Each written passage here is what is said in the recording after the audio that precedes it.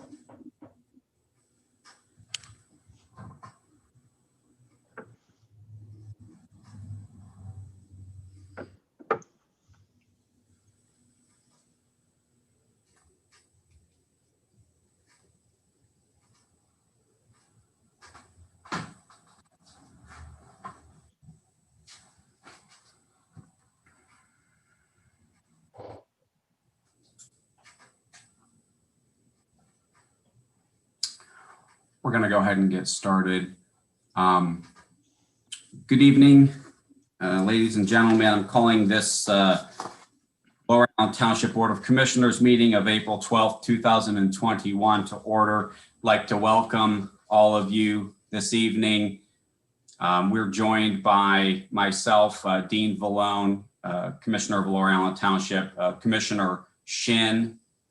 I see Commissioner Black has joined us.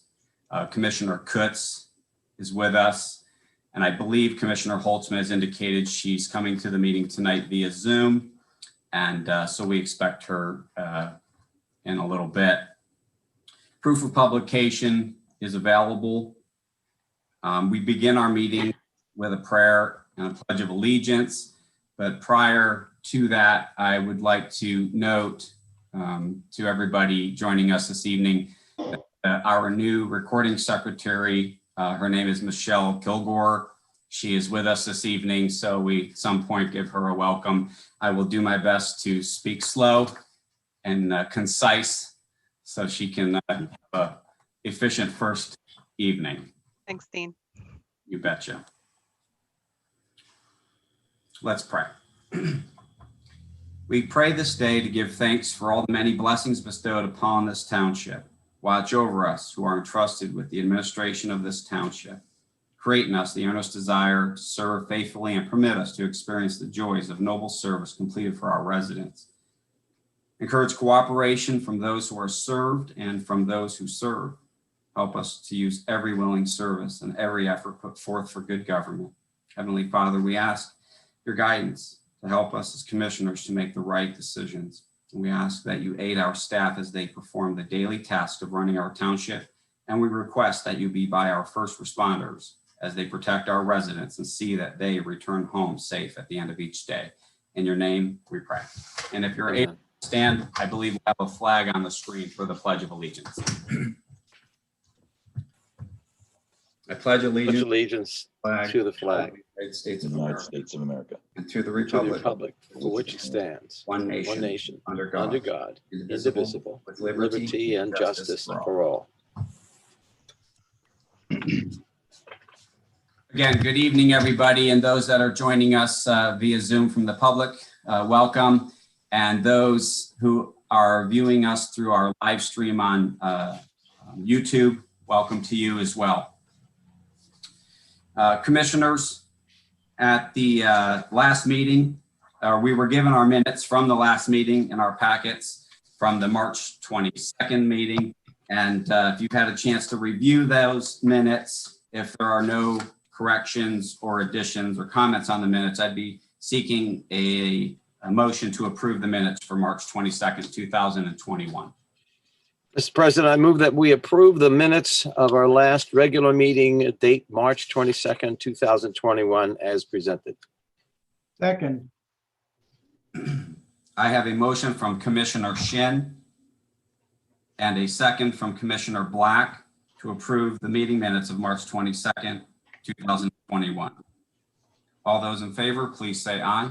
Aye. Aye. Any opposed?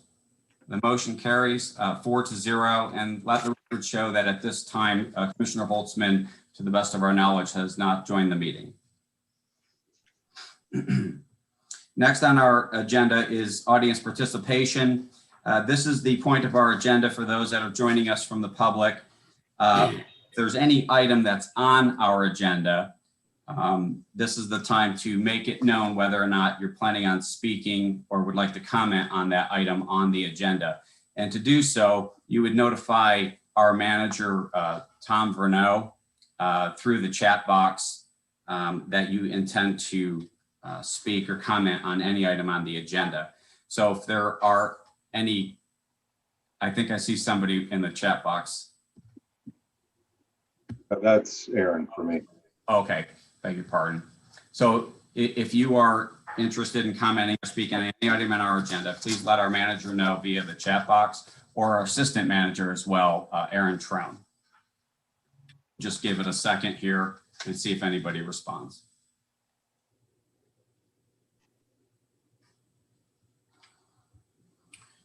Hearing nothing at this time, we'll move on. If you're following up with that, let us know and we'll come back to it. Under your president, I have a few items this evening. The first is to be seeking a motion to approve the March 22nd, 2021 check register in the amount of $167,812.66. So moved. Second. I have a motion from Commissioner Shin and a second, I believe, from Commissioner Black. No, it was Commissioner Kutz, I believe. I beg your pardon. The second came from Commissioner Kutz. All those in favor, please say aye. Aye. Aye. Aye. Any opposed? Motion carries 4-0.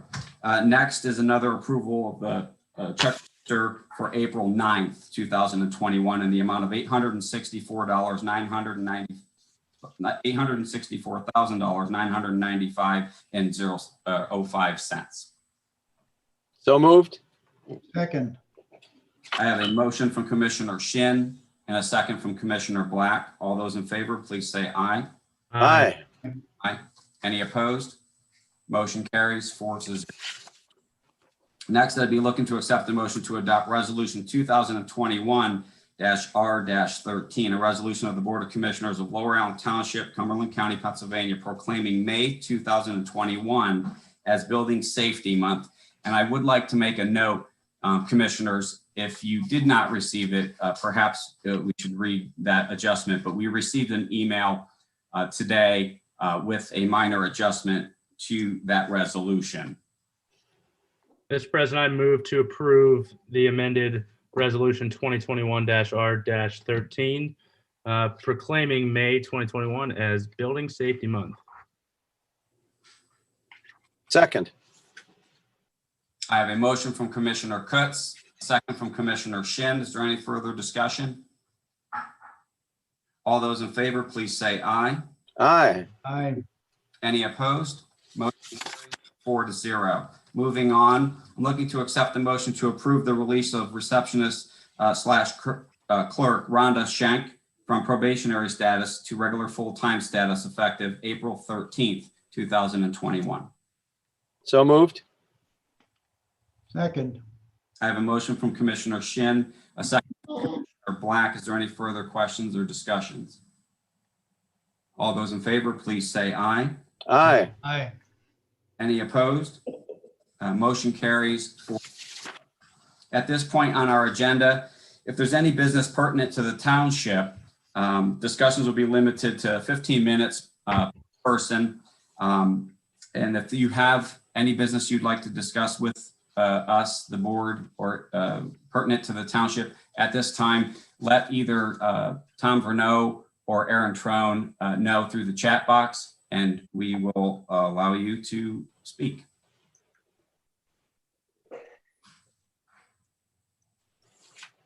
Commissioner Vallone, or President Vallone, there's no one responding on the chat, but Arnold Kushner, Mr. Kushner did just pop his screen on.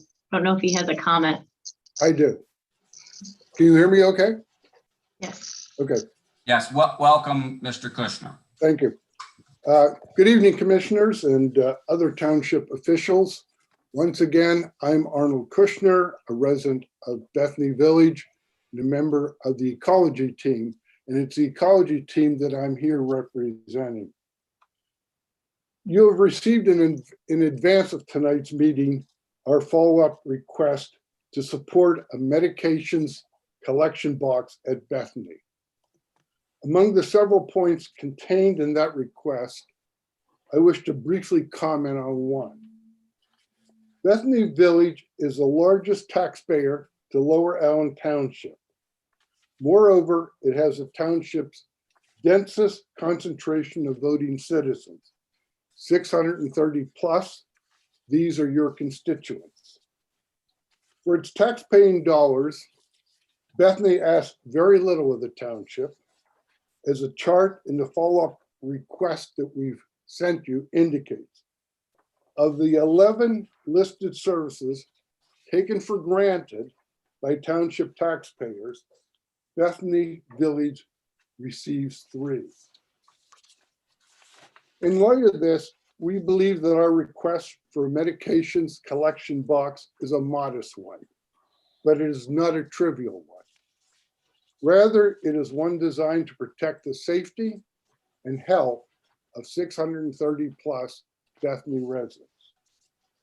For this reason, and the others noted in our longer statement, I'm sure you can understand why we are disappointed by the resistance we are encountering.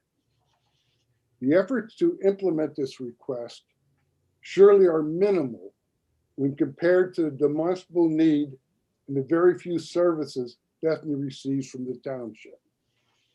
Thank you. We look forward to your discussion. Thank you, Mr. Kushner. I think where I'll begin in response is a few meetings ago, these folks visited and public safety was going to have some conversations with them. So I would assume that either Captain Crone or Director Hall are prepared to at least discuss at the very least, where things left off after that meeting that I'm referring to. So if you don't mind, one of you two just chime in. Yeah, I'll jump in first, Mr. President.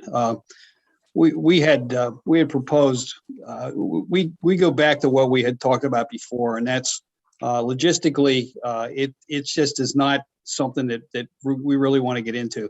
First of all, we'd be setting up a special relationship with Bethany, and that would mean that anybody else in the township, whether it be the Woods or any other place who wants that special concession could, we wouldn't have any way to get around doing that. Well, we're doing it for Bethany. Certainly we would have to do it for the Woods.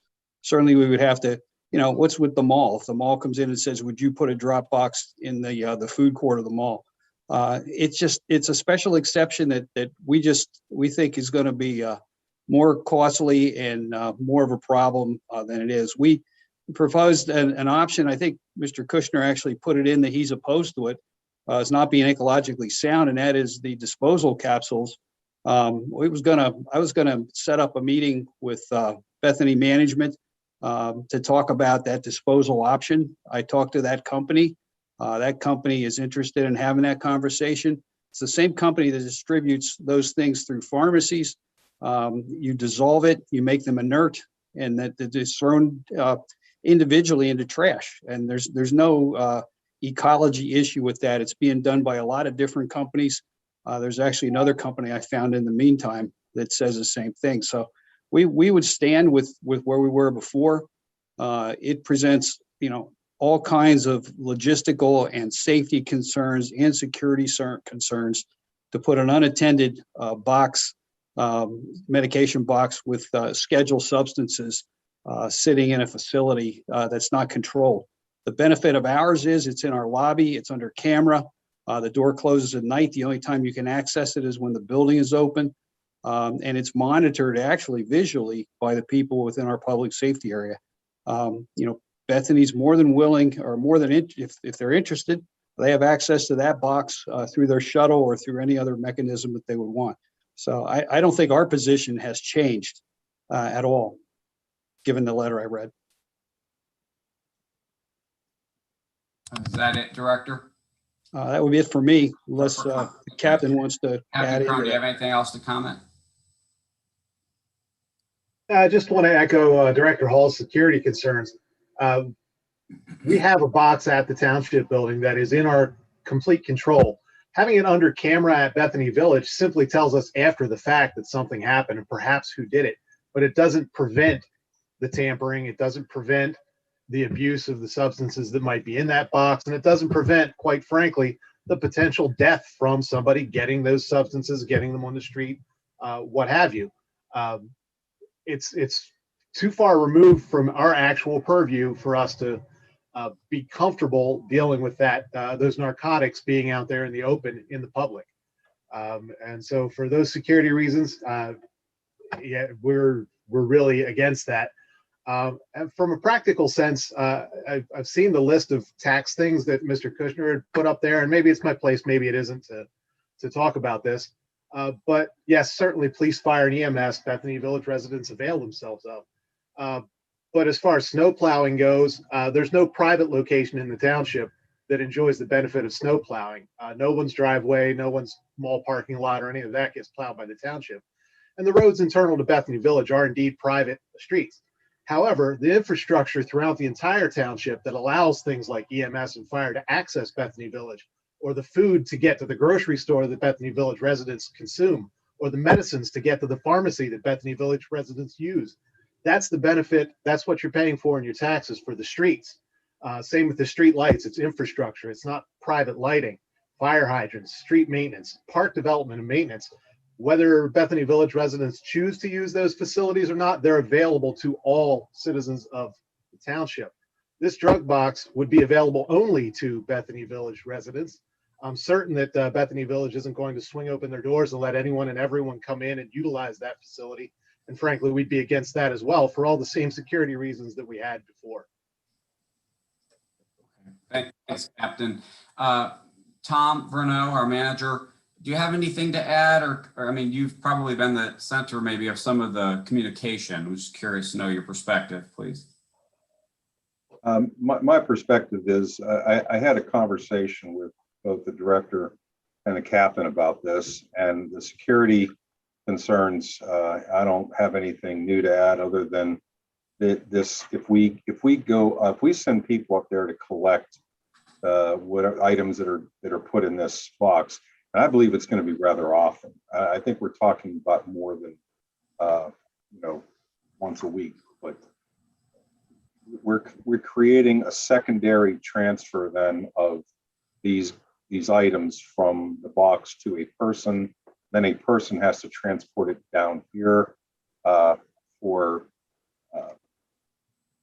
disposition. And I mean, it's just, I have to echo what the captain said, is that this is a private, we're providing, using public resources for a private service. I'm not really crazy about that. I understand that Bethany Village is a very large taxpayer, but they are the largest. But the director said Capital City Mall is also a very large taxpayer. If they ask for this service, do we have to provide it to them? We have a service here that's open to everybody, the entire township, anybody in the township, come and bring their items to our box, which is under constant surveillance and locked when the building is closed. So, if there was and that's really it. It's the time aspect, it's the private service aspect, and it's the security and safety aspect. This is just not. I don't think it's a recommended practice at all.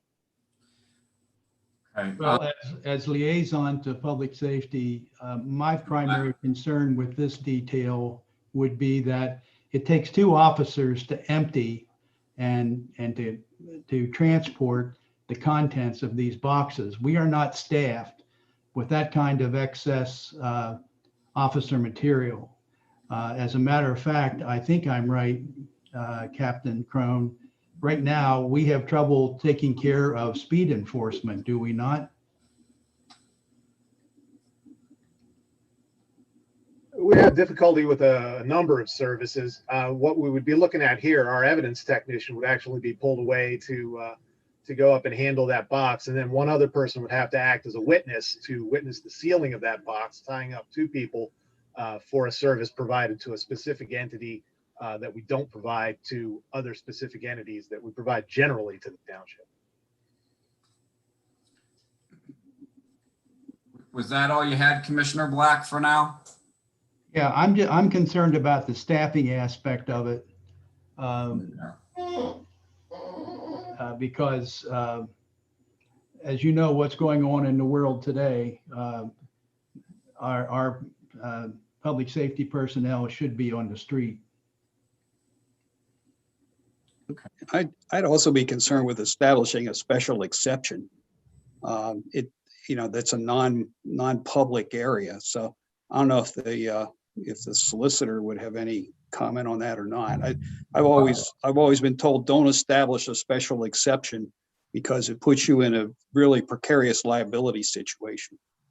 Got that. And Mr. Solicitor, we'll come back to you here in a second, but the rest of the commissioners, Commissioner Kutz or Commissioner Shin, do you have any interest in weighing in? Yeah, I'm curious. Well, first I have two ideas. One is the Rupp Avenue station is pretty close to Bethany. Would that be a compromise if if it's under lock and key in there and able to be accessed? And then the second would be, is this something that Bethany's staff can do where they can collect it in their office themselves? I know they have a couple of enclosed office areas that would be monitored by staff 24/7. So would they be able to put a box there and then bring it themselves to the township building to drop off in our box? That way the liability is still in their hands until we receive it. So we can avoid that issue, and then they can still have a box. Is that something they can provide themselves? Commissioner, I'll address the first one, the Rupp Avenue situation. Again, we run into the security concerns. It's not staffed by personnel that can see that box whenever it's open. In fact, it's barely staffed at all. So the facility would be open very often. Right. So I guess, Captain, my idea would be if there's, maybe you do an hour a week where there could be someone to staff it, or is it the situation where Dave's the only one who can go do that? It's going to be two people there for an hour a week, and then they're going to have the same problem that they had before. If they're getting into a vehicle to go to Rupp Avenue, they might as well come down to the township building. All right. So Rupp is actually probably more inconvenient than them just going to pick it up at Bethany. Okay. Yeah, it's not a secure location either because it's not staffed. So it would be subject to somebody breaking in potentially and stealing drugs out of the box, which would not be a good thing. And then the other suggestion there that you had about somebody at Bethany collecting those boxes, that would be unlawful, and then transporting those narcotics. Only the person to whom they're prescribed, or a doctor or a pharmacist or a DEA licensed person or a police officer or police staff can transport narcotics that aren't prescribed to them. So for them to actually collect the boxes and be responsible for them in that office and then try to transport them to the station wouldn't be legal. And there is a pharmacy, I believe, on site there that should be able to collect those drugs as well. I'm not sure why we haven't looked at that avenue, or Bethany personnel haven't looked at that avenue. Yeah, and that's what I was getting at. Office. I know the pharmacy is down there. That's why I was getting at is someone in the pharmacy there. They could put a box in there so they can provide the service themselves for the residents. Is that right, Captain? Is that what you're saying? That a pharmacist would be someone who's able to collect those? Certainly a pharmacist could collect them, but I would lean towards at that point having the commercial entity come in and collect and dispose of those drugs because it's, again, it's a special relationship. Is the pharmacy permitted to transport them or just collect them? They could collect and a pharmacist could transport, if I'm not mistaken. I'm not sure how they get rid of them. CVS Pharmacy actually has a program to do that at various of their facilities, and so does Rite Aid. But many of those pharmacies, when they dispense, especially opioids with the opioid problem, when they dispense opioids, they give you one of those packets. I had dental work and had a codeine, and they gave me a packet. They said, if you don't take it, put some water in, dump the packet in, shake it up, dissolve it, and throw it in the trash. That's exactly the same program that we're talking about here as another option. So do we know if the pharmacy on site at Bethany has been in contact about providing this service? Can I respond to that? Go ahead, Mr. Kushner. That was our first thought, of course. The problem is that pharmacy is very small in space and it's packed full of this regular stuff that pharmacies have. There's no room. But we were going to place the box right outside the pharmacy, so it's in that same area.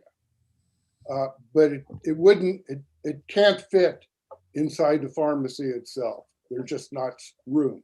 So Dave, if I can ask you this, is our box at the township building inside of the public safety counter, or is it somewhere on the outside? It's in Gorgas Hall. I meant Gorgas Hall. It's in the hallway. It's kind of like between the public safety window, CED, right outside of HR.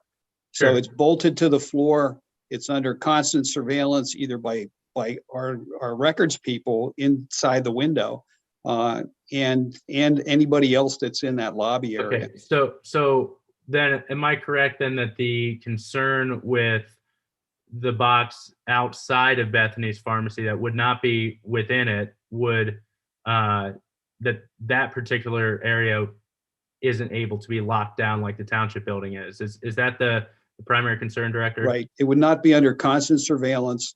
As the captain said earlier, if it's sitting there overnight outside of the pharmacy and somebody actually breaks into that box, you're going to know afterwards. You're going to be able to look at the film of the theft. You're not going to necessarily know, who was involved or who took it. It's insecure. It's not secure. It's not like our lobby is secure. If there was a way it could be bolted outside of the pharmacy, the pharmacist at Bethany could bring it every night to the township building, and nothing was sitting there overnight, and nothing was even able to be put in it. They can somehow seal it so nothing can be put in it. Would that be an acceptable alternative? Well, that I think is a discussion that Mr. Kushner has to have with his pharmacy people, because that's their staff would have to do that.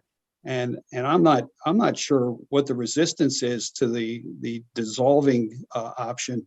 I said there's a couple commercial companies that do that, and I stopped discussing it with Bethany's management because there was no interest in that. I think that's the best option to move forward, because all of those companies say that it's an ecologically sound way to destroy medication by rendering it inert, which is the issue when it goes into the ground, that it actually is absorbed into the water tables and everything else. Their claim is that it's not. Okay, I'm just going to stop you right there, Director. Sorry, Commissioner Kutz. Did you have anything else right now? Me? Go ahead. Well, I wanted to hear the solicitor weigh in then as well. So my primary focus is just let's figure something out to make a more convenient way to get these folks an ability to dispose of their medicine without when many don't drive down to the township building. So I'm curious, and I don't know about the shuttle program, so I don't know if that's a feasible option, or if really their only option is to have a box on campus there. But if that's their only option, I mean, short of throwing them in the trash can, I want to make sure I want to make sure that it's a secure way for them to dispose of them. So and I'd like the solicitor to weigh in, because in terms of the special relationship that we're discussing, I'm curious if we offered it basically on a case-by-case basis, and we can say we'll offer it to communities that are specified as 55 plus or retirement communities only. So the mall wouldn't qualify for that. And if the Woods wanted it, they could ask us and we could give it to them. But if we could carve that out, I think, again, I'm not an attorney, so I'm going to ask our solicitor to weigh in to see if that is permissible. So if it is, I think that's one option. Okay, Commissioner. Commissioner Shinn, you're going to get the short end of the stick here because I'm going to go right to the solicitor. Just do it. Just do it. Go ahead. Okay. Steve, there's been a couple of questions and I don't want to have too many backed up on you. Would you go ahead and try to address them? Commissioner Coates specifically asked your question. No, I think fundamentally the single biggest problem is I don't think you can use public money to render a service on private property. All this other analysis I think is does not deserve discussion. I mean, you don't do that. I mean, this would be tax funded service that you're providing to a private entity, and it may be a very worthy service, but you're already providing it, in a public way, so it's available. I just don't. I guess I can't make that leap to why we would provide that to a private, entity like Bethany. I mean, it's clearly they have an issue and they have a pharmacy and they're dispensing people there. I think they need to deal with it. And again, I don't know the issues that Mr. Hall raised about neutralization. That seems like a very good option. But without studying the problem, the basic problem is, using tax money on private property. So Steve, is it your position then that we can't even do this if we wanted to legally? I haven't researched it, but it certainly bothers me because it just does not seem like an appropriate use of tax money. I tell you what, and maybe I don't know where the discussion will go tonight, but one thing is if we could get, Steve, if you're able to research that, before we would decide to do anything, we want to make sure we were legally allowed to do it. So if you're able to get us an answer that says, hey, we're not even able to do this, that, that's I think a worthy answer to a question that kind of, decides the whole matter here, whether or not we're even able to do it. Well, I mean, to me, it's analogous to I don't know if it was Captain Croner or Commissioner Hall. I mean, it's no different than me, or you were now plowing snow or raking leaves on private property. It's just not something you can do. So, I mean, I guess I'm trying to find a carve out about why this becomes a municipal service. And again, the First Class Township Code is pretty clear. If it's not delegated by the legislature, it's not something that you can do. Mr. President, I would like to just. Commissioner Shinn, the floor is yours. I've done a lot of listening, and I think it comes down also, and we're kind of overlooking, jumping over, passing it, letting it go over our shoulder. We have a staffing issue, and I can relate to what we used to call in banking dual. What we used to call it, dual coverage. All right, we had to have two people do certain things, but because of the fact of the nature of what the function was, and I can't see, and I kind of agree with staff. I can see other similar commercial residents coming and saying, "Hey, we hear you're doing this. We'll have cops tied up." Dumping chemicals and collecting chemicals. I just don't think we can't be all things to all people, and I would be opposed to this. Thank you, Commissioner. I have two comments.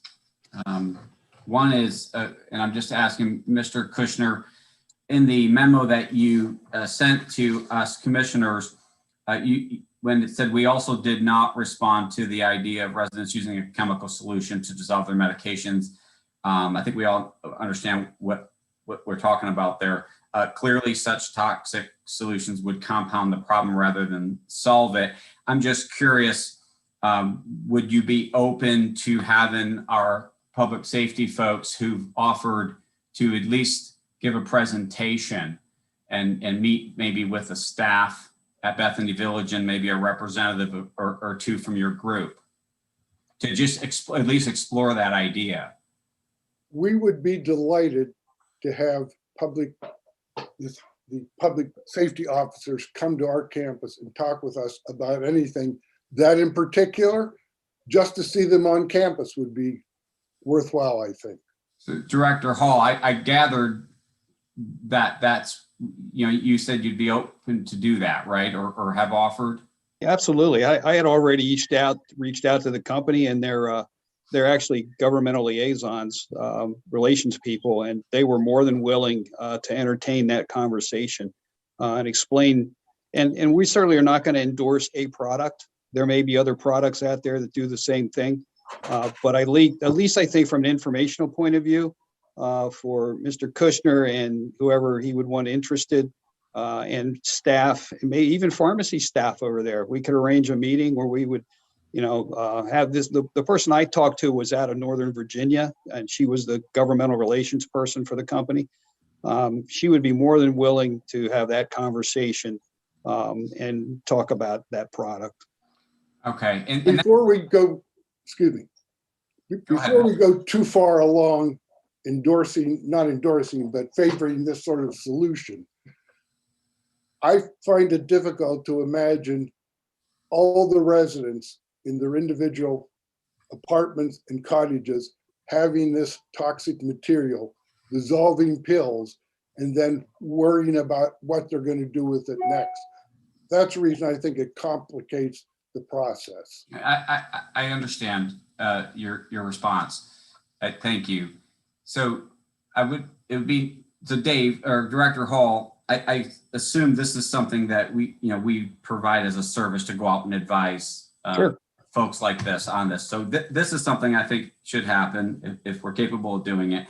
And secondly, my final comment will be to the solicitor, and that is, I think I agree that maybe even looking at that, if it's not crystal clear, if we would be, essentially prohibited from offering public funds for a private service or a service to a private entity like that, I think that would be helpful to get that clarified as well. Having said that, I think we've vetted this quite a bit tonight, and I think we should just move on from it right there.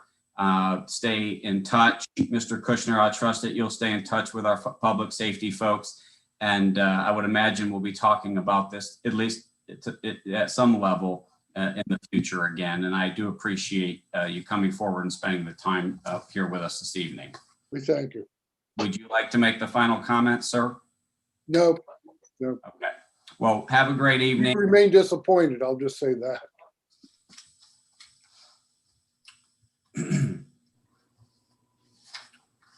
Okay, we'll move on. Is there any other business pertinent to the township that anyone is here to discuss this evening? And while the manager or assistant manager are checking, I have a note here that Commissioner Holtzman has joined us. So from this point forward, when we call for questions, she will be included in that quorum. I don't see any further comments. Okay, well, we'll move on, and if anyone else steps forward, we'll certainly let them have the floor. Under our township engineer, Brad or Dan, who's handling this evening? I'll be handling it tonight. Okay, you are our township engineer. Right. All right, we just have one item up for discussion and possible action tonight, and that's item 7A on the agenda. And it's to approve payment of invoice number 1 in the amount of $40,777.98 to Kinsley Construction for construction progress on the 2021 Fund Fort reconstruction project. So moved. I'll second that, but Brad, I have a question. Mm-hmm. I noticed that the design professional has not signed this request for payment. Is there a reason for that? Let's see here. That will I be can where. comment on that. Okay, go ahead, Dan. Yeah, the design professional, they completed their services when the project was completed and went to bid. They are not contracted for construction phase services. Well, has someone looking out for the township, Brad, or you, Dan, or some of your staff, is someone inspecting what Kinsley is doing? Yes, absolutely. Dan and I are going out there at least once a week, and Glenn McGatz is also visiting the site probably every day or every other day. Okay. Well, how is that reflected, following up on Vice President Black's question? How is that followed up so there's a record of who's been there and things are going well or not? Well, Glenn does keep it, as the inspector, he keeps a log and records of the inspection that he's doing on a daily basis. So it would never be on the invoice, Dan, is that what you're saying? No, that is, the invoice is strictly what was submitted by the contractor. Okay, But that is not the entire record of what's occurring on site. sure. I Right. get it. Any further discussion before I call for the question? Commissioner Black, does your second still hold? My second does, yes. Okay. I have a motion from Commissioner Shin on the question. Commissioner, I think it was Commissioner Kutz. I beg your pardon. I have a motion from Commissioner Kutz on the question and a second from Commissioner Black to approve payment invoice number 1 in the amount of $40,777.98 to Kinsley Construction for the construction progress on the 2021 Fund Fort reconstruction project. Any further discussion? All those in favor, please say aye. Aye. Aye. Any opposed? Motion carries 5-0. That's all I have for tonight. Thank you, gentlemen. Next, Stormwater Program Manager, Rebecca, I believe you're handling this. Yeah, thank you, Mr. President. Thank you, commissioners. I have 2 items on the agenda this evening. The first I want to discuss with you is 8A. That is an agreement suggested by the Township Stormwater Authority's auditor, BSSNF. They recommended that we enter into an agreement between the Township and the Stormwater Authority to have a written process for the bidding process that we go through for projects. We've been following this process. The Township's been reviewing and awarding the bids, and the Stormwater Authority finances those projects, but the auditor has recommended a written process be entered into yearly between both entities.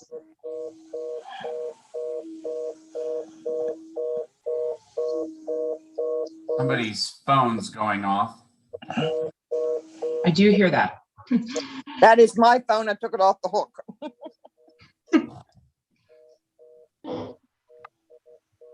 It'll stop beeping soon. Can you mute for now, Carolyn? Pardon me? Can you mute your line for a second on the computer so Rebecca can finish? Thank you.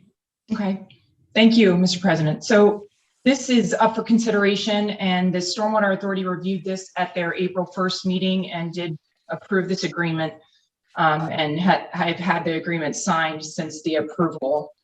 So this is up for your consideration this evening. Okay. So commissioners, I imagine everyone had a chance to review this agreement. And so perhaps we could make take action on it this evening if anybody's so inclined. I presume all the other commissioners have reviewed it also, Mr. President, but I don't think this is a bad process for the township to open the bids and award the bids, and the Stormwater Authority pays for the work. So I would make a motion to approve. And I'll second that. I have a motion by Commissioner Black and a second by Commissioner Holtzman. Is there any further discussion, questions, or comments? Mr. President, can I just ask the solicitor to weigh in? Commissioner Kutz, absolutely. Steve? I think the purpose You know, and again, I didn't talk to the auditor, but I think they're just formalizing the bid process between, you know, the financing authority and the transfer of payments. And then the one item that they mention is obvious. If there's a conflict, there'd have to be separate counsel. And currently, right now, if there was a disagreement, I would have a very obvious conflict. So I think their comment in paragraph 5 is well taken. I mean, if the township and authority disagree, I can't represent either party. I don't see that happening, but I think they're pointing out the obvious. But I think it's probably worthwhile from an auditor standpoint to give a formality to these transfer of payments between the authority and the township, and that's what they're doing. Mr. President, I'd like to just say that as a member of the authority board, we had a fairly rigorous discussion of this. The only question that came up was, and I brought it up, was number 4 on the agreement. If you go down, number 4, the authority shall not unreasonably withhold stormwater fees collected for the completion of stormwater projects. My question was, what's unreasonable? Okay. And Steve, what was it? What term did you put for that? That was it's not original with me. It was one of my law professors, but he called them weasel words. Okay. That's a beautiful weasel word. But I think the relationship that's been for years now between the authority and the township is so amenable. It just seemed to tie things well together. As a financing authority, we have the funds, but we can't carry out the project, so therefore we need the township to do that, and that's where it's kind of like a soft handoff, I think. So, Mr. President, my only question was on number 2. The board of either the township or authority will review and approve the lowest responsible bid. And Steve, can you speak to that? Why it wouldn't be one or the other? Why it's an or in there? And again, I think it's just to formalize the arrangement. All practical purposes, it's going to be the paid staff. I mean, the Stormwater Authority doesn't have any paid staff. They can't do this. They can't analyze the bids. They don't open them. So, but I think it's to at least explain the possible arrangement that one or somebody would have some complaint about that. I think ordinarily, if you had a Stormwater Authority bid, you'd open at a public meeting the Stormwater Authority. Well, that's not always convenient because they only meet once a month and they don't have a paid staff. I think the intent, again, I don't want to speak for them, but I think the intent of the auditor is that there has to be this cooperation that Mr. Shin discussed, and we're formalizing that arrangement. Okay. So Steve, just so in your opinion, and again, the only 2 words I took issue with in the whole thing was that or authority. So Steve, in your opinion, that's not, we're not delegating any of our, I know we have final authority over awarding of contracts, but are we, if the authority at some point has paid staff, they decide to approve the lowest responsible bid, does that hamstring us? I don't see that happening, but at some point in time, if there was a paid staff and I don't know where this is going, but if you had an operating authority like the sewer authority, you folks don't get involved in their business. And I think if the Stormwater Authority grew to that size where they'd have a paid staff, I think they would have their own projects and do their own bidding and have their own consultants. They just don't have any of those professionals now. Okay. All right. No, I appreciate it. This is new to me, the interconnected activity with the operating authority. So I appreciate, Steve, the candor and your time. And Mr. President, I'm prepared to move on. Okay. If there are any further comments, I do have the motion and a second. Call for the question. All those in favor, please say aye. Aye. Aye. Any opposed? Motion carries 5-0. Moving on, Rebecca, it looks like you have one more item. Yes, thank you, Mr. President. The next item, it's 8B. There's a memo in your packets and some information in support of a position that we're calling the stormwater inspector position. There's some grant summaries also in your packet that I hope you had a chance to look at, but the LATSA board reviewed this position and just had a lengthy discussion about creation of the position at a salary of $41,000 plus or minus dependent upon qualifications. At their April 1st meeting, I went through the explanation as I have in my memo regarding I've had some unanticipated workload created from some unanticipated revenue. That's been a wonderful thing for Lower Allen Township, but coming along with those grants that have been awarded and a large enlarging and growing stormwater management program has come work that I'm not able to handle, and I'm asking for some support for the program, and hiring of this individual would allow me to train them to do some required field work of our MS4 permit and some additional GIS mapping and data collection. So I'm looking to answer any questions you might have about the position, and welcome any questions you may have this evening. Well, first, Rebecca, you're doing a wonderful job with your grant writing, and you're getting money that complete projects in Lower Allen Township. And you're correct, it's a good deal.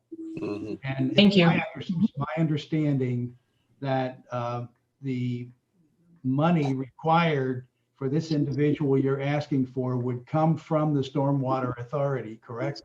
Correct, Commissioner. That is correct. I don't have any problem with this. No. so Do we, go ahead. No, go ahead, Commissioner Shin, please. well, I trust it's, even though I serve on both boards, it would not be inappropriate for me to make the motion that we approve staff to place, to go forth and place an ad or whatever they do to advertise a position for the stormwater inspector for Lower Allen Township. And one further clarification, Rebecca, this person would be involved before and after we get a grant, correct? They would do the front end work, the site analysis and so forth, and then they would do the inspection of the construction work. They might get involved in that. I'm actually looking for more of the MS4 permit requirements that I'm unable to handle with this additional workload. That's outfall inspections, that's best management practice inspections, that's GIS data collection. So that's the work I'd be looking for this individual to perform.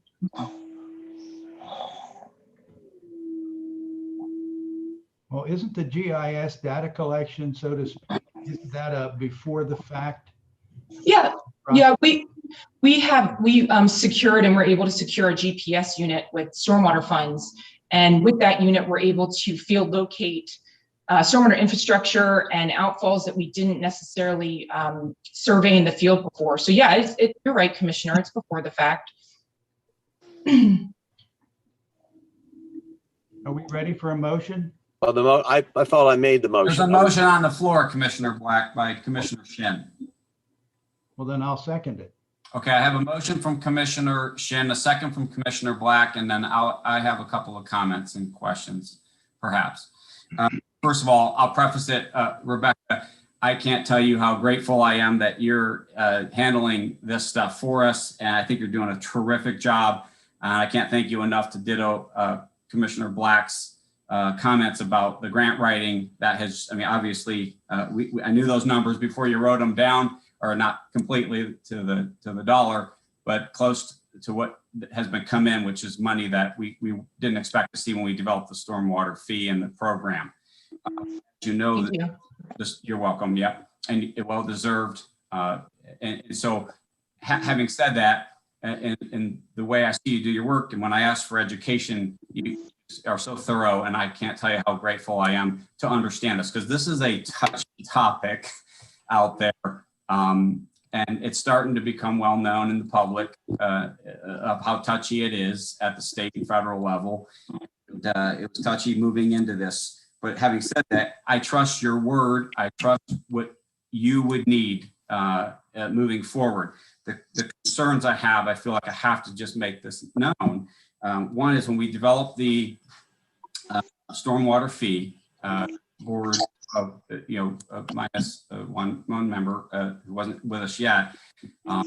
We developed it and we vetted this, and we decided to not buffer too much on that fee with projections, that we would make it for our residents and the holders who would have to pay this fee as minimal as possible based on the EPA standards and then the study that came back. So I feel that we did a great job with that. We brought you on to administer this program, and I think it's just going great. And I think we're solving the problems that were mandated by the federal government and state government to solve. At the same time, I feel like we're doing it as efficiently as possible at the least cost we possibly can for our residents and stakeholders. That the first question that I asked the manager when I called him to ask him about the memo today was, the $41,000 full-time employee that wasn't budgeted yet, which we probably anticipated it would.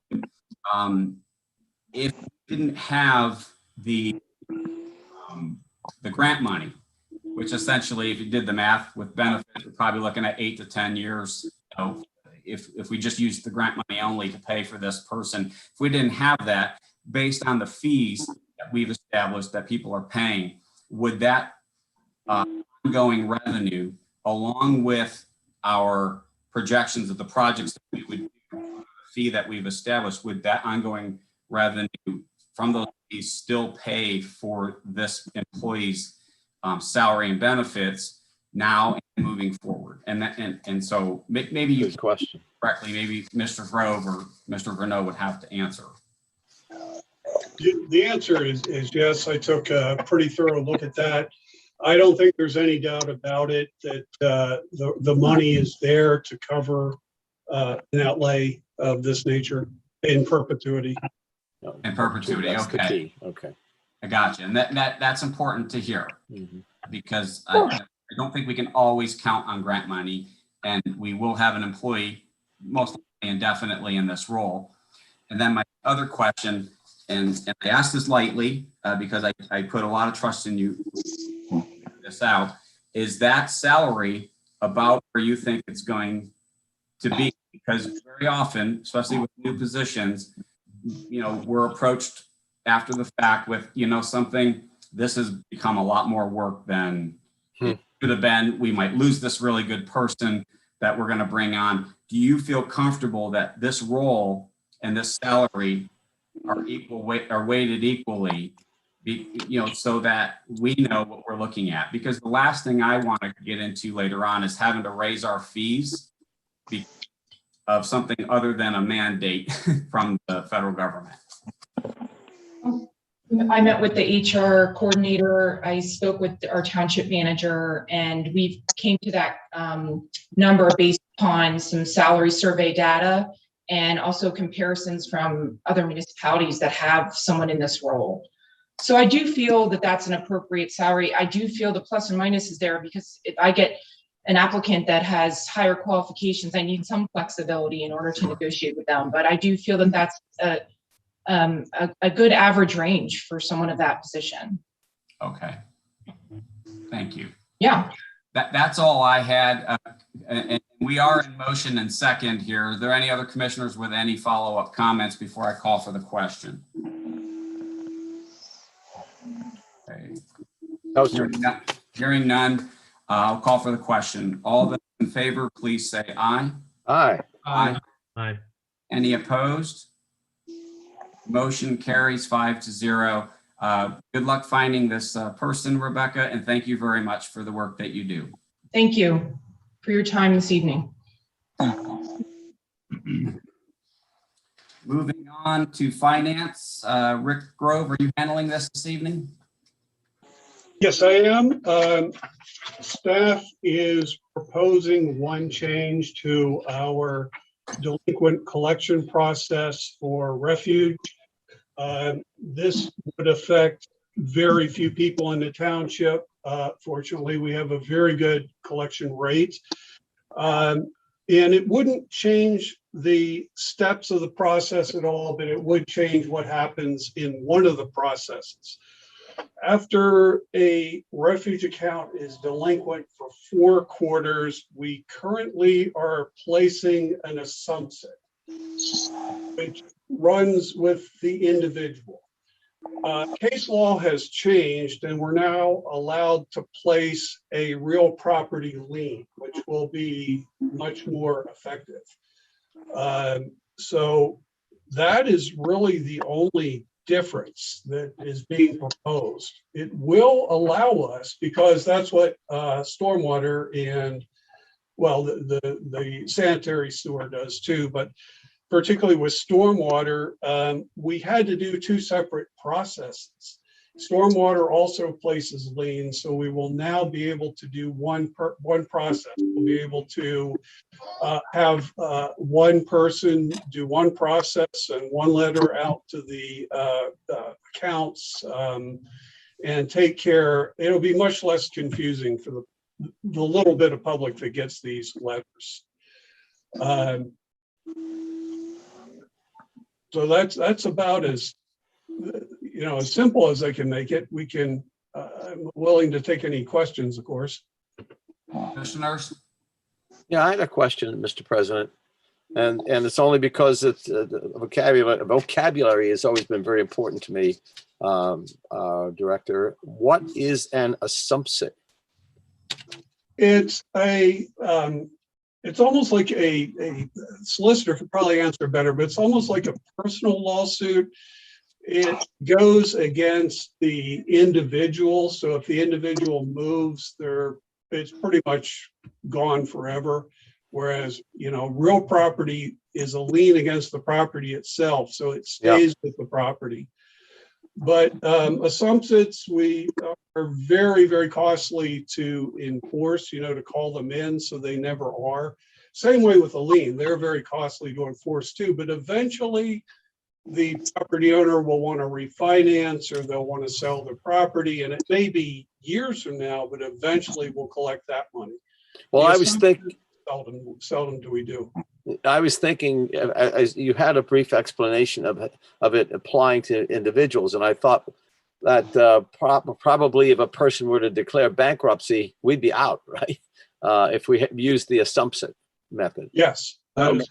Let me jump in. Not necessarily, and just to there really is no such thing as assumption anymore. They got rid of the assumption and trespass years ago, but they're all through the statutes. It's just a hard word to get rid of. But Rick is right.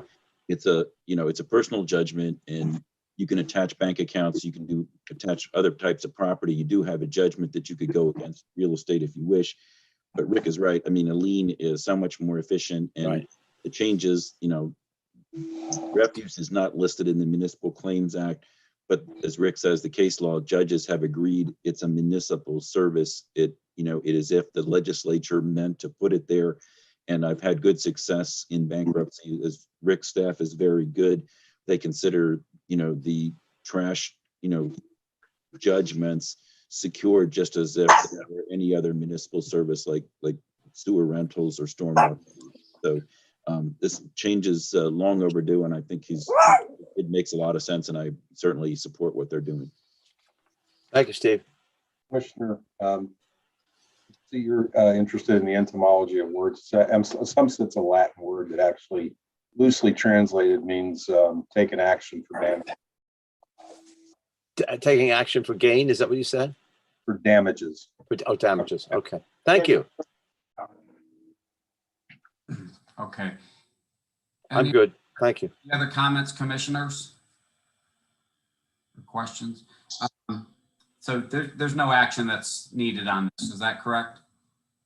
I think Rick is probably looking for a motion, though, to change the policy. Okay. Right, Mr. Grove? For a motion to actually sure policy this evening. So commissioners, if we're content, we'd be looking to possibly take action on this tonight with a motion. Well, is it proper to move that we update the delinquent refuse account practice as outlined in the 12 April 21 memo from Director Grove? Yes, because I think you probably want to have a resolution to codify this policy change. Well, then I'll make that motion. Second. I have a motion on the question as discussed and a second by a motion from Commissioner Shin, excuse me, and a second by Commissioner Black. Is there any other comments or questions? All those in favor, please say aye. Aye. Aye. Any opposed? Motion carries 5-0. And that's it evening from finance, I suppose. That's it for me. Thanks. All right, thank you, Director. Community and Economic Development, zoning hearing report. That is none other than John Eby, I would assume. Yes, good evening, Commissioners. This should be brief. Just reporting that the Zoning Hearing Board met on March 18th, 2021. For the first docket of the year, they had a brief reorganizational meeting, then had the public hearing for Goodall Pools for a homeowner at 3410 Canyon Creek. The variance was to exceed impervious coverage on their lot. The applicant was not able to show sufficient hardship as defined in the variance criteria of the zoning code, and they did not request the minimum relief possible. So that was denied. Subsequently have talked to Goodall Pools, and they might be developing Plan B, but I do not know. The new item we have this month on this Thursday, the 15th, the hearing board will convene hearing in docket 2021-02. The applicant is Linda Militex of 10 Argali Lane. She's requesting a variance from section 220-215. It's relative to the height of a fence in a front yard. She has a peculiarly shaped corner lot, and the application is accompanied by a thorough narrative that explains and addresses the 5 variance criteria. So staff is not requesting any solicitor participation. Are there any questions on that docket? John, you said that's for a fence? Correct. It'd be a privacy fence to surround the area of the rear yard that is currently surrounded by a lower fence. Where the arborvitae was, is that correct? That's my understanding. I think they might have been inside the fence. Right. The arborvitae was inside the fence. I saw the public notice. I thought it might be for their shed situation. So that's not being taken up. Okay, you might be recalling perhaps 2 years ago, the same property owner applied for a variance. She wanted to orient that shed that is there now, or one like it, perpendicular to Snaw Lane and get another driveway out onto Snaw Lane. That concept was abandoned and a shed was put in perpendicular to Argali Lane, so it negated the need for that relief. So they've taken care of the shed issue. correct. That is Okay. That's a non-issue. It's not subject to this hearing, and there's no relief required. That shed was approved through a regular permit process. Great. Thanks, John. You're welcome. John, I have a question, and I guess it's more of a general question, but in this particular case, what is cause for asking for a variance for the fence in the front yard? Was it multiple things, or is it just the actual height, or is there a setback requirement that's involved? Okay, yes. So in our zoning code for fences, it limits fences in front yard setbacks. So that's the distance from the street right of way to where you can build a building to 3.5 feet or 42 inches. This is a corner lot. So what is the Snaw Road frontage is essentially her backyard. So she's seeking backyard privacy, but the fence would be closer than 30 feet from to the street right away line. That's the need for, that creates the need for the variance. Okay, so it's the setback to a street is 30 feet? That's for a building setback, and we, under normal circumstances, apply a front yard setback to each street frontage of a corner lot. But based on her peculiar circumstances, which she hopes to prove, her backyard has a very unusual, small-shaped area that's not within a building setback that she can use for private functions, and she would like to have some privacy fencing for that. I see. Got it. All right, thanks. Is that it, commissioners? All right. Moving on. Is that it tonight, John? That is all, sir. Thank you. Thank you. Mr. Manager? Yes, thank you, Mr. President. I just had an update for the board. I know there's a lot of interest in pickleball, and we've been having, Mr. Stambaugh and I have had some conversations with a contractor over the past week or so about getting a proposal. We are under the amount required for formal bid, but we are in the dollar amount for telephonic quotes. So unless I can talk the contractor into cutting about $1,800 out of his price, I will be seeking telephonic quotes from people. And my understanding from talking to other municipalities is that there's nobody around here that's doing this, at least not in 2021. So I'm not sure how successful I'll be, but the law requires that I try, not necessarily that I get them. So the upside of that is once I get either quotes or don't get quotes, we'll be ready to sign the proposal and get these things done. So he's very optimistic that if we get moving on this soon with the paperwork, we could probably have these things done before the end of May.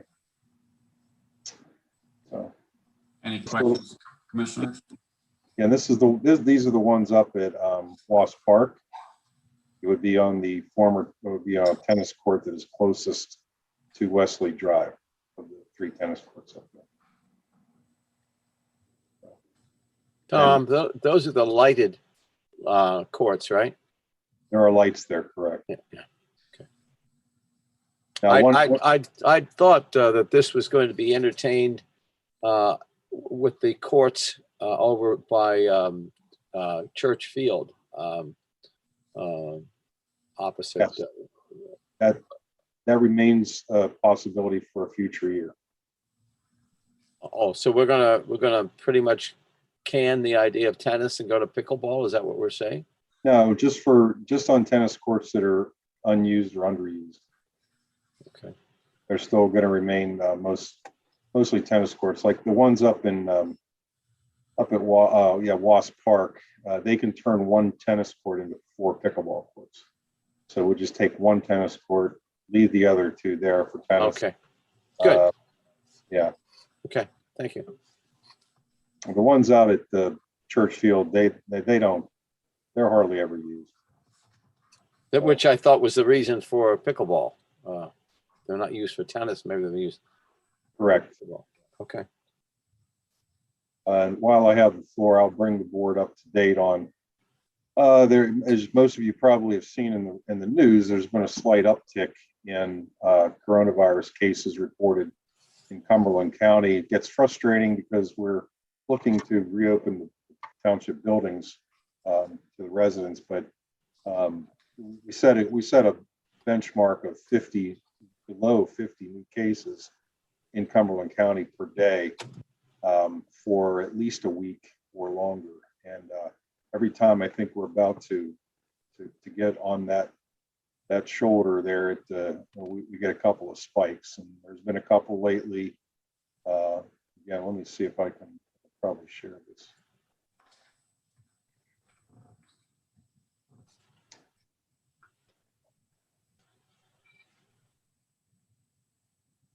So you can see off to the left of the screen, these are the last 5 days. I'm sorry, the last 7 days, last week.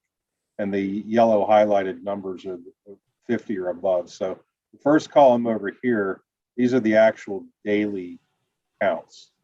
So you can see over the last week, we've had 3 days that were over 50 new cases reported. The column over here, the second column, this is the 7 prior day average which changes daily as as a new day dawns.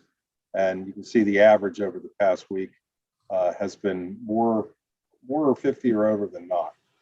So we're certainly not out of this. The saving grace is that there are more and more people getting the vaccine. More of our employees are getting the vaccine. And a recent survey I conducted indicated that the great majority of the employees are not nervous about reopening. So I had told the president that I was confident that we would be reopened before the end of April. And looking at some of these numbers, I'm a little less confident right now, but I still think it would be, if not in April, then in May. We got to slow the spread a little bit. You can see it's up a little bit, so you can see on our 7-day average. This is over the past 60 days. These are the daily 7-day averages over the past 60 days.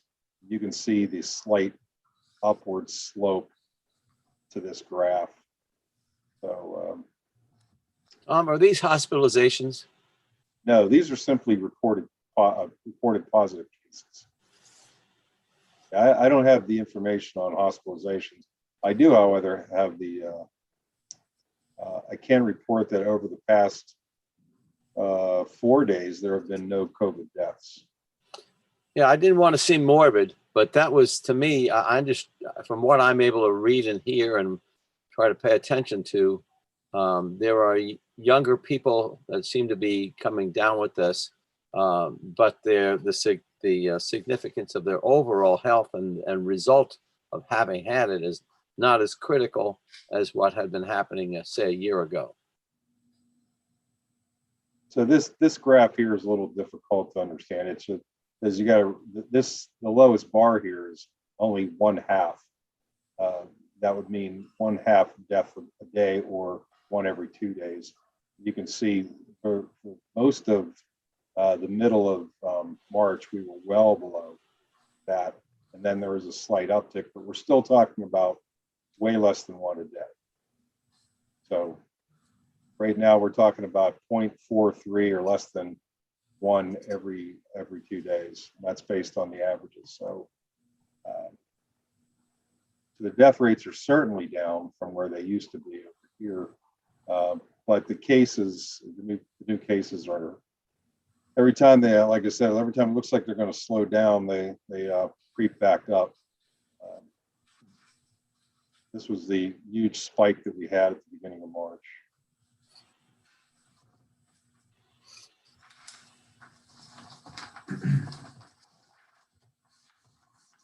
So, Is that it, Commissioner Shin? I have nothing else. Tom, so I guess while we're all on here, so I appreciate that you're keeping an eye on all of that for us, and anticipating, and with some flexibility of when to open the township building up. Commissioners, maybe now's as good a time as any regarding the next meeting.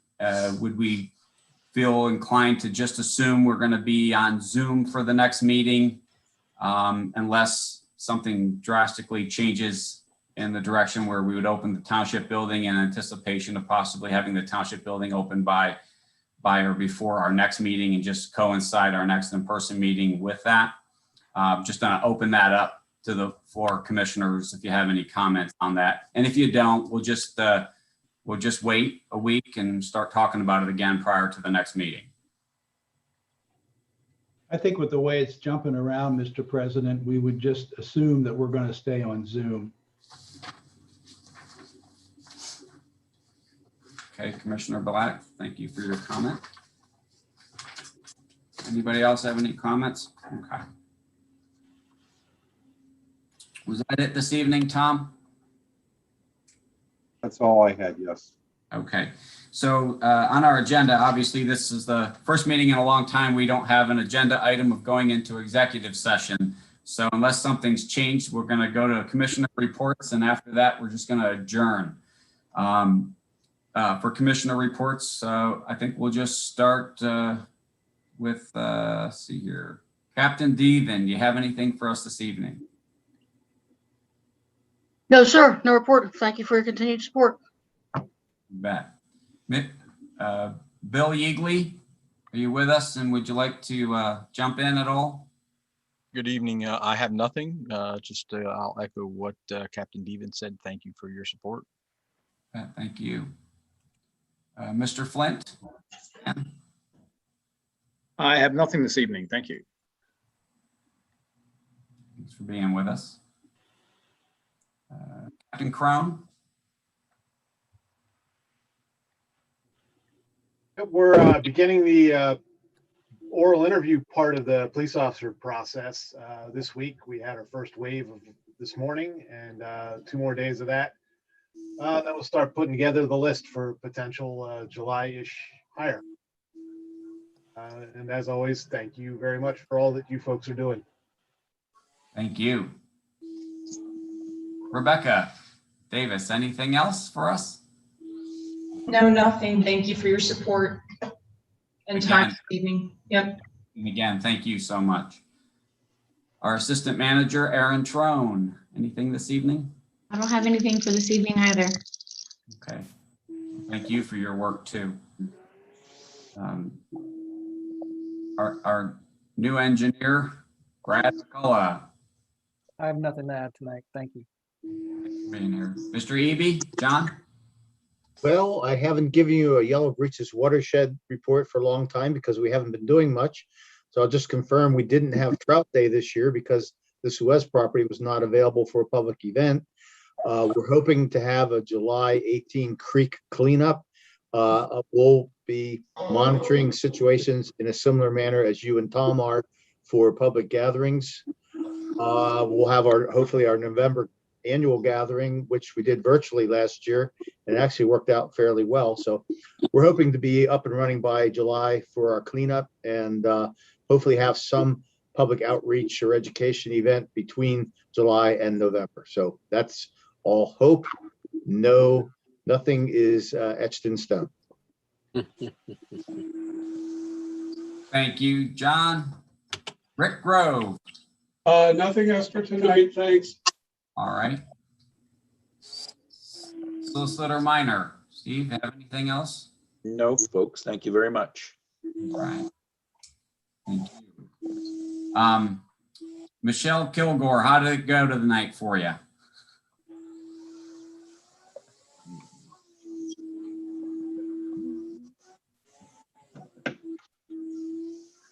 Went very well, thank you. Yep, thank you for being with us. Mr. Bruno, Tom?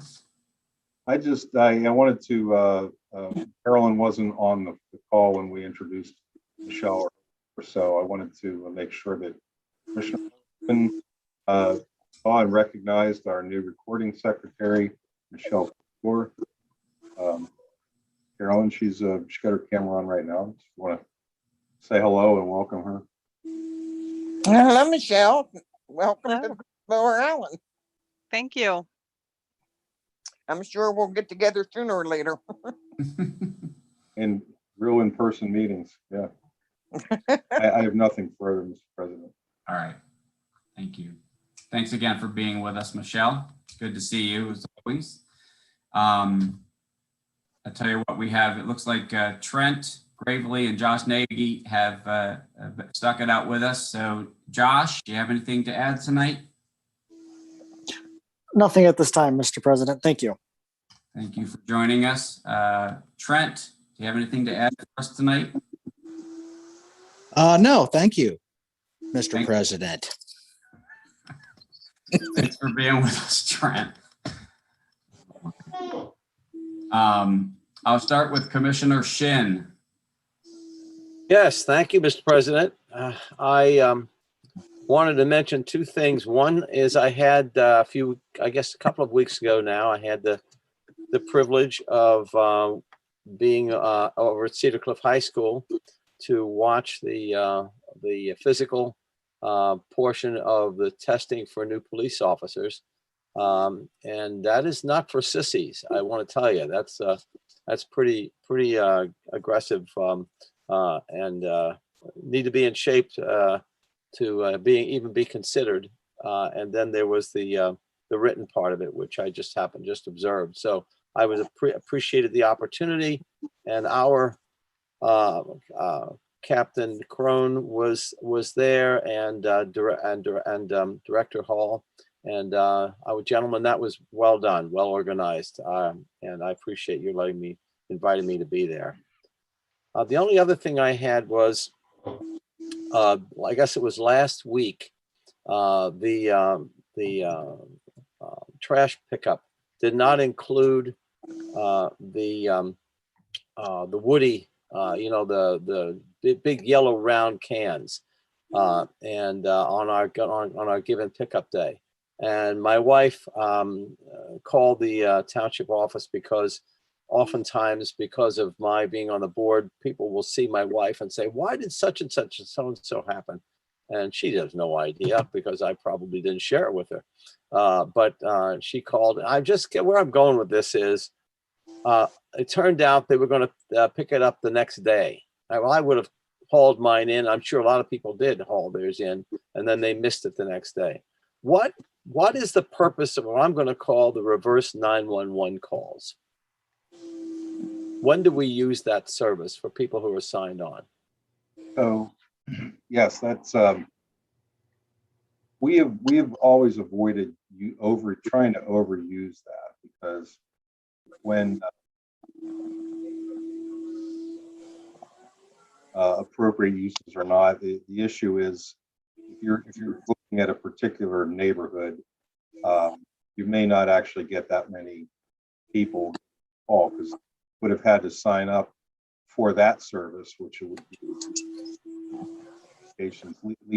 leaf and yard waste notifications. And then we kind of draw a map around the neighborhood just to notify those people that it affects, because you don't want to broadcast it out to the entire township, because it may be a one-day problem. So we're trying not to overuse it so that people get tired of hearing us and unsubscribe, essentially.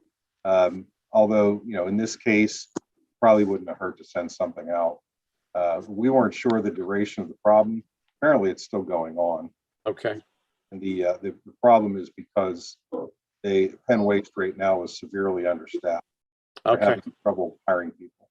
So they're trying to, what they told me last week was that they missed Tuesday. They were going to get everybody Tuesday and Wednesday by Wednesday afternoon. Well, that didn't happen. And it just rolled day after day until Friday didn't get picked up.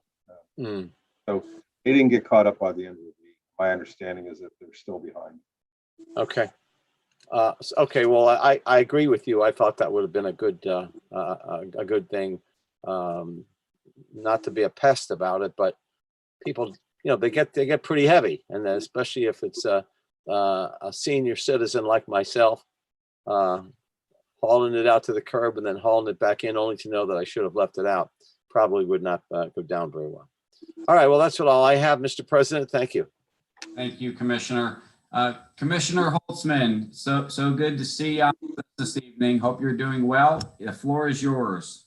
I'm hanging in there. I have nothing. Oh, we'll have to catch up offline then. We can do that. All right. Commissioner Kutz. Thank you, Mr. President. A couple of items here in the last couple of weeks. Been a busy couple of weeks. Enjoyed seeing my fellow commissioners at a nice retirement ceremony that remained a surprise for some time for Lieutenant Thomas, and enjoyed being there. Lieutenant Thomas was presented with citations from State Representative Cheryl DeLozier and Senator Mike Regan as well. So again, we wish Lieutenant Thomas well in his retirement. In addition to that, Mr. President, the Cumberland County Municipal Advisory Board held a meeting on March 31st via Zoom. And there, the board discussed the Cumberland County 30 by 30 farmland preservation goal, which is the county's goal to preserve 30,000 acres of farmland by 2030.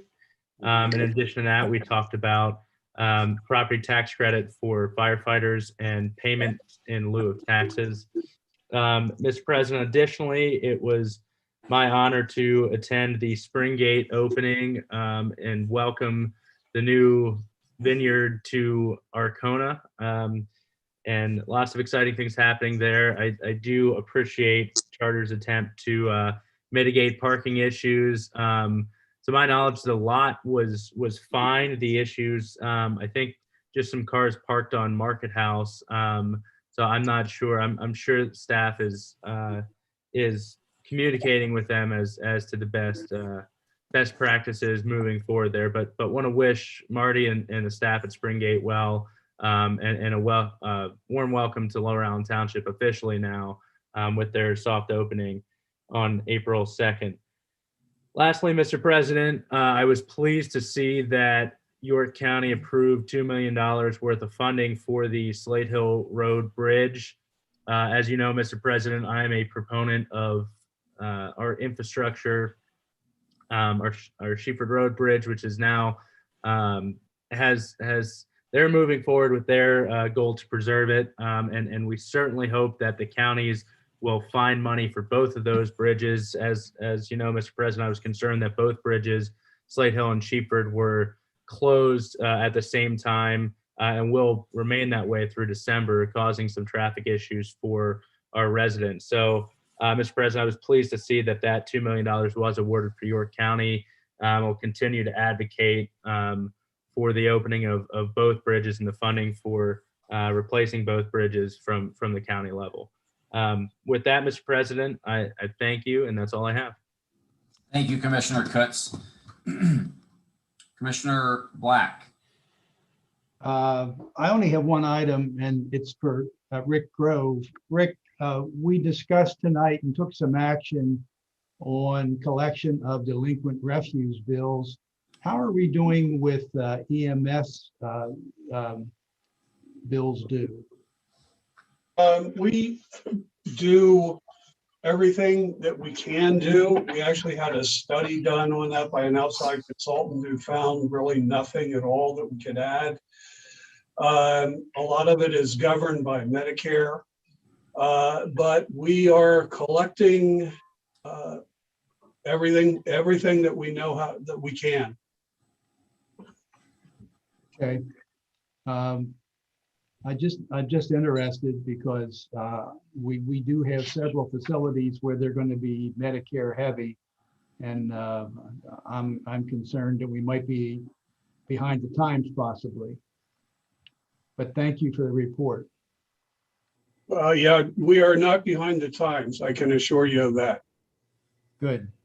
We have modern software. Our collector is educated. She goes to continuing training.